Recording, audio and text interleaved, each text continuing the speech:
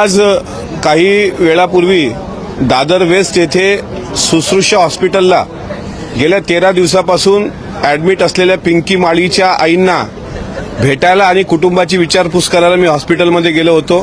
त्यावेळेस तिचे वडील शिवचरण माळी त्या ठिकाणी उपस्थित होते आणि पिंकीचा भाऊ पण उपस्थित होता। त्यांनी बऱ्याच गोष्टी सांगितल्या आणि ह्या गोष्टी सांगितल्या असताना मागच्या एका पत्रकार परिषदेमध्ये जो ऑडिओ आमदार रोहित पवार यांनी ऐकवला होता तो ऑडिओ मी पण ऐकला।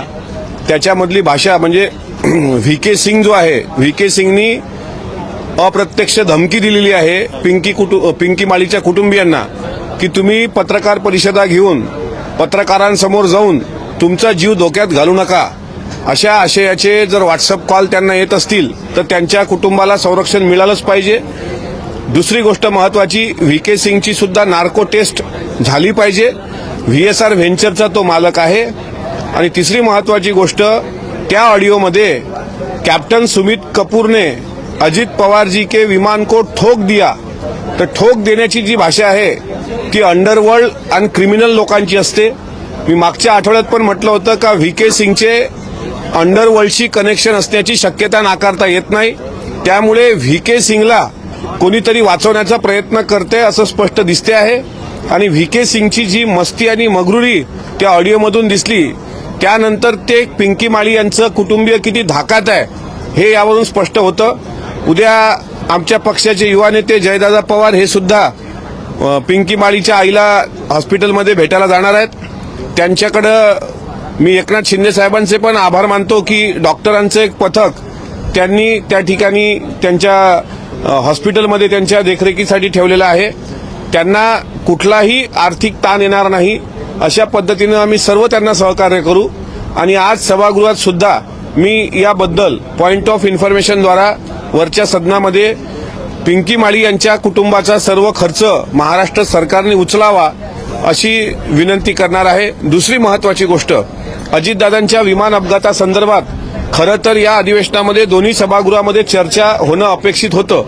वरिष्ठ सभागृहामधला मी सदस्य असल्यामुळे मागच्या आठवड्यात मंगळवारला ज्यावेळेस विरोधी पक्षाकडून स्थगन प्रस्ताव आणि 93 अन्वये चर्चा लावण्याची विनंती माननीय सभापती राम शिंदे साहेबांना केल्या गेली त्यावेळेस स्वतः चेअरवरून राम शिंदे साहेबांनी असं म्हटलं, ते ऑन रेकॉर्ड आहे की 93 अंतर्गत ही चर्चा होऊ शकत नाही, ती अल्पकालीन करता येईल घटनेचं गांभीर्य पाहता। आणि त्यामुळे त्यांनी अल्पकालीन चर्चेला परवानगी दिली होती। त्यानंतर आम्हाला अपेक्षा होती की बुधवारच्या कामकाजामध्ये चर्चा येणार, पण बुधवारी चर्चा आली नाही। आम्ही सचिवांशी संपर्क केला, ते म्हणाले गुरुवारी चर्चा येणार। गुरुवारच्या दिवसात पण चर्चा आली नाही। त्या दिवशी असं सांगितलं गेलं की राज्यसभेच्या निवडणुकीची धावपळ आहे त्यामुळे ते शुक्रवारी येणार। मग शुक्रवारच्या दिवसात सुद्धा चर्चा आली नाही कारण त्या दिवशी अर्थसंकल्प होता। मग असं सांगितलं गेलं की आता हा आठवडा अर्थसंकल्पाचा होता, हा आठवडा राज्यसभेच्या बिनविरोध निवडी संदर्भातला होता, त्यामुळे ही चर्चा सोमवारी येणार म्हणजे आजच्या दिवसाला। आज सुद्धा जो कामकाजाचा दिनक्रम आहे त्यामधून ही चर्चा वगळण्यात आली। गुरुवारी रात्री ही चर्चा अगोदर टाकल्या गेली होती, पण बुधवारी रात्री टाकल्या गेली होती 12ला आणि मग काही मिनिटांनंतर ती परत वगळण्यात आली। हे सचिवालयाकडून झालं असेल तर सचिव याला दोषी आहेत का हे सुद्धा महत्वाचं आहे पाहणं। आणि दुसरं असं की अजितदादांसारख्या सत्तेतल्या उपमुख्यमंत्र्यांच्या विमान दुर्घटनेची चर्चा गेला आठवडाभर जर सभागृहात येत नसेल तर मग आता न्याय मागायचा कोणाकडे? आतापर्यंत सीआयडी चौकशा, सीबीआय चौकशा ह्याच्या माध्यमातून बाहेर काय आलं तर फक्त महाराष्ट्राच्या जनतेला फक्त प्रश्नाचं उत्तरच अजून मिळत नाही। अद्यापही देवगिरी ते कलिना गेट नंबर 8 आणि कलिना गेट नंबर 8 ते व्हीएसआर व्हेंचर इथपर्यंतचा सीसीटीव्ही मिळालेला नाही। काही आमदार आम्हाला भेटले, ते म्हणतात दादाची जळलेली चप्पल आम्ही पाहिली, दादांचा जळलेला मोबाईल आम्ही पाहिले, दादांचा जळलेला हे काय म्हणतात बॅग आम्ही बघितली, पण दादांच्या सोबतचे कागद जळले नाहीत आणि दादा स्वतः जळले। हे जे काही संभ्रम आहे महाराष्ट्राच्या मनामध्ये हा कुठंतरी आणण्याकरता सीबीआय सीआयडी ह्या चौकशा कितपत न्याय देतील दादांना मी सांगू शकत नाही। दादाला न्याय मिळेल की नाही याबद्दल मी साशंक आहे, पण दोन्ही सभागृहामध्ये ही चर्चा का येत नाही आहे याबद्दल मात्र माझ्या मनात मोठी शंका निर्माण झालेली आहे. अजितदादांसारखा नेता, ज्या नेत्यानं कधी धर्म, जात, पंथ, पक्ष हे जर पाहिलं नसेल आणि चर्चा घडून आणायला हरकत काय, त्यामुळे वरच्या सभागृहात आज चर्चा होणं अपेक्षित होतं. आज तसा सवाल मी सुद्धा चेअरला विचारल्याशिवाय राहणार नाही. हे बघा, व्ही.के. सिंगला वाचवण्याचा प्रयत्न होतोय. व्ही.के. सिंग स्वतःचं मरण त्या सुमित कपूरवर लोटतोय. सुमित कपूर हा कॅप्टन जिवंत आहे की मेला याबद्दल सुद्धा संभ्रम आहे, कारण आमच्या कानावर हे आलंय की तो कॅलिफोर्नियात मुलीसोबत आहे म्हणून. मग तो मेला नसेल तर तो जिवंत असेल तर लपून ठेवलाय का? आणि आता अशा पद्धतीनं जर तो व्ही.के. सिंग म्हणत असेल, मुळामध्ये चूकच व्ही.के. सिंगची आहे ना. व्ही.के. सिंगनी उत्तर द्यावं. तर हे खरी आहे की व्हीएसआर ला वाचवण्याचा प्रयत्न डीजीसीए करते आहे आणि डीजीसीएनी आपल्या सोयीचा एएआयबीचा 23 पानाचा प्रथमदर्शनी अहवाल बनवला, जो अत्यंत त्रोटक आणि चुकीचा आहे. त्यामुळे आमच्यामध्ये अशी शंका उत्पन्न झालेली आहे की बाह्य स्रोतांकडूनच या सगळ्या घटनेची चौकशी झाली पाहिजे असं आम्हाला वाटतं.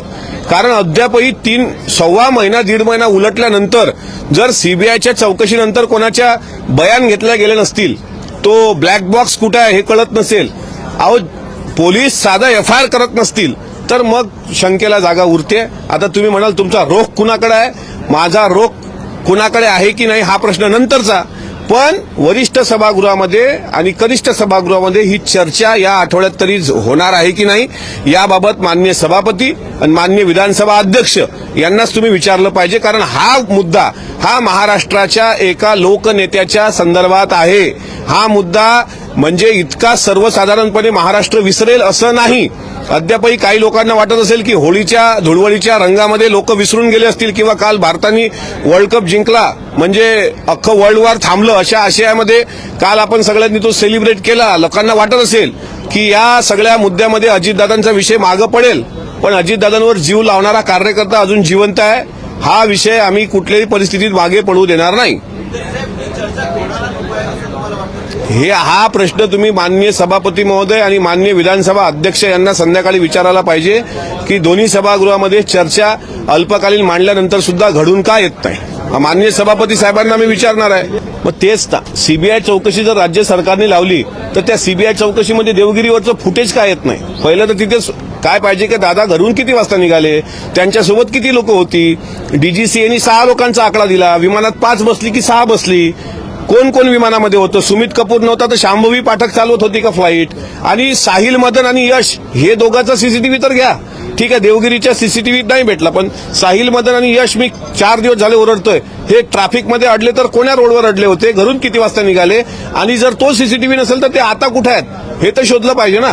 त्याच्यामुळे मला असं वाटते आज जयदादांची पत्रकार परिषद होणार होती, पण काही कारणास्तव ते पुढे ढकलल्या गेली. ते ज्यावेळेस पत्रकार परिषद घेतील त्यावेळेस बऱ्याच काही गोष्टी स्पष्ट होतील, याबद्दल माझ्या मनात दुमत